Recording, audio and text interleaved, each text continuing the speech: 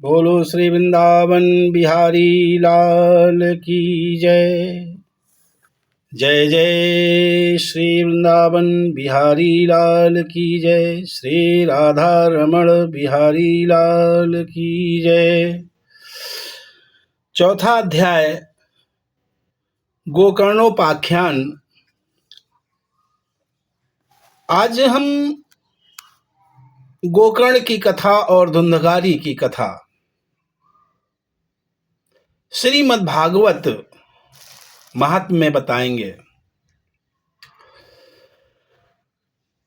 सनकादि जी ने कहा कि हे नारद जी, अब हम तुम्हें इस विषय में एक प्राचीन इतिहास सुनाते हैं। उसके सुनने से ही सब पाप नष्ट हो जाते हैं। पूर्व काल में तुंगभद्रा नदी के तट पर एक अनुपम नगर बसा हुआ था। वहां सभी वर्णों के लोग अपने अपने धर्मों का आचरण करते हुए सत्य और सत्कर्मों में तत्पर रहते थे। उस नगर में समस्त वेदों का विशेषज्ञ और सौत स्मार्त कर्मों में निपुण एक आत्मदेव नामक ब्राह्मण रहता था। वह साक्षात दूसरे सूर्य के समान तेजस्वी था। वह धनी होने पर भी भिक्षाजीवी था। उसकी प्यारी पत्नी धुंधुली कुलीन एवं सुंदरी होने पर भी सदा अपनी ही बात पर अड़ जाने वाली थी। उसे लोगों की बात करने में सुख मिलता था। स्वभाव था क्रूर, प्रायः कुछ ना कुछ बकवाद करती रहती थी। गृह कार्य में निपुण थी, कृपण थी और थी भी झगड़ालू भी। इस प्रकार ब्राह्मण दंपति प्रेम ने अपने घर में रहते और विहार करते थे। उसके पास अर्थ और भोग विलास की स्थायी सामग्री बहुत थी। घर द्वार भी सुंदर थे, परंतु उसे सुख नहीं था। जब अवस्था बहुत ढल गई तब उसने संतान के लिए तरह तरह के पुण्य कार्य आरंभ किए और दीन दुखियों को गौ, पृथ्वी, स्वर्ण, वस्त्रादि दान करने लगा।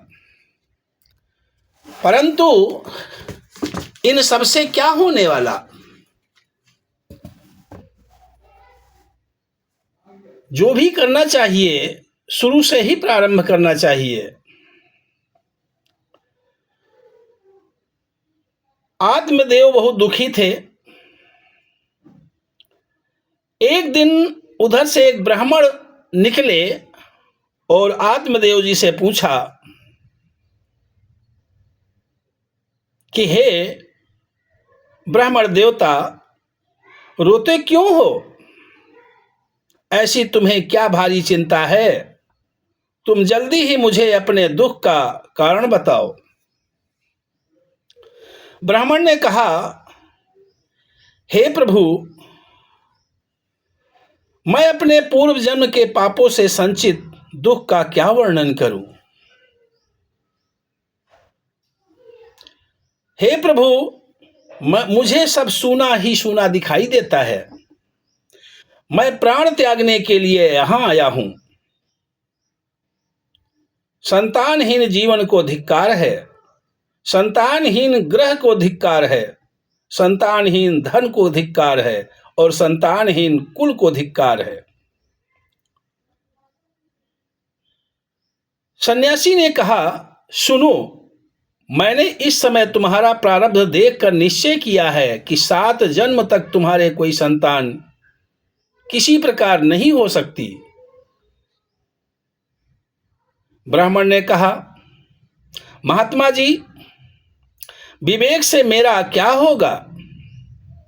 मुझे तो बलपूर्वक पुत्र दीजिए, नहीं तो मैं आपके सामने ही शोक मूर्छित होकर अपने प्राण त्यागता हूं। ब्राह्मण का ऐसा आग्रह देखकर उन तपोधन ने कहा, विधाता के लेखों को मिटाने का हठ करने से राजा चित्रकेतु को बड़ा कष्ट उठाना पड़ा था। जब महात्मा जी ने देखा कि यह किसी प्रकार अपना आग्रह नहीं छोड़ता, तब उन्होंने उसे एक फल देकर कहा, इसे तुम अपनी पत्नी को खिला देना।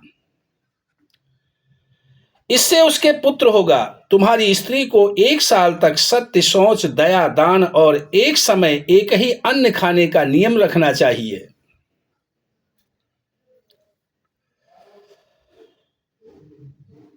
यदि वो ऐसा करेगी तो बालक बहुत शुद्ध स्वभाव वाला होगा।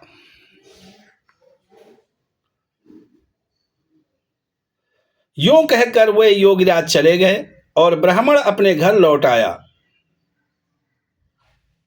वो फल लाकर अपनी पत्नी को दे दिया।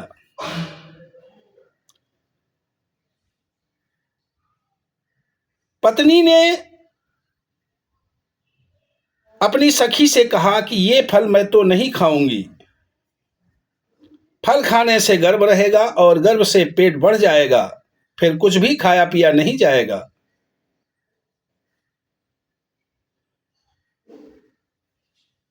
इस प्रकार उसने वो फल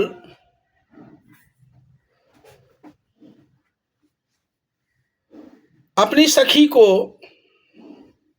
दे दिया।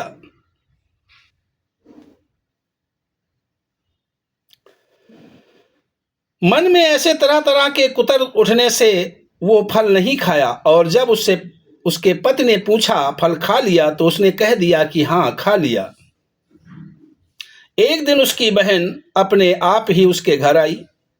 तब उसने अपनी बहन को सारा वृतांत सुनाकर कहा कि मेरे मन में इसकी बड़ी चिंता है। मैं इस दुख के कारण दिनों दिन दुबली हो रही हूं। बहन, मैं क्या करूं? बहन ने कहा, मेरे पेट में बच्चा है। प्रसव होने पर वो बालक मैं तुझे दे दूंगी। तब तक तू गर्भवती के समान घर में गुप्त रूप से सुख से रह। तू मेरे पति को कुछ धन दे देगी तो वो तुझे अपना बालक दे देंगे।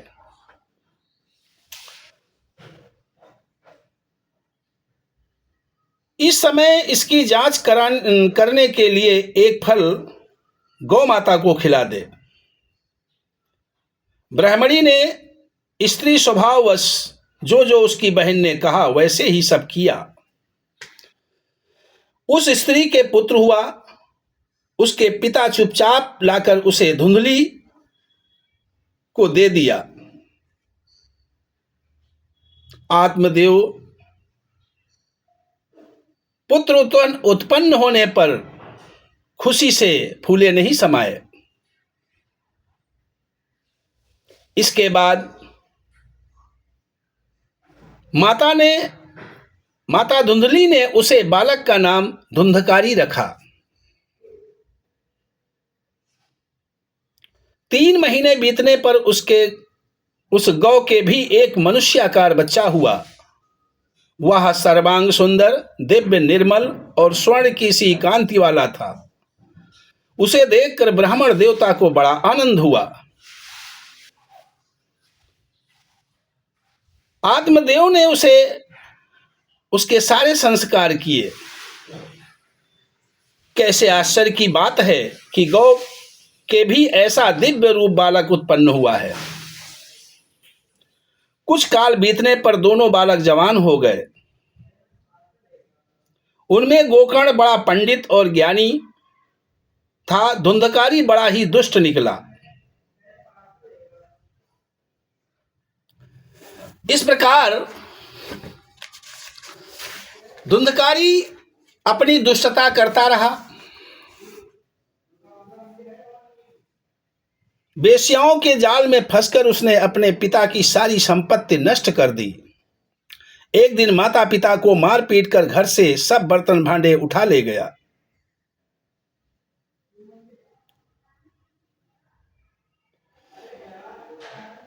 इस प्रकार जब सारी संपत्ति स्वाहा हो गई तब उसका कृपण पिता फूट फूट कर रोने लगा और बोला, इससे तो इसकी मां बांझ रहना ही अच्छा था।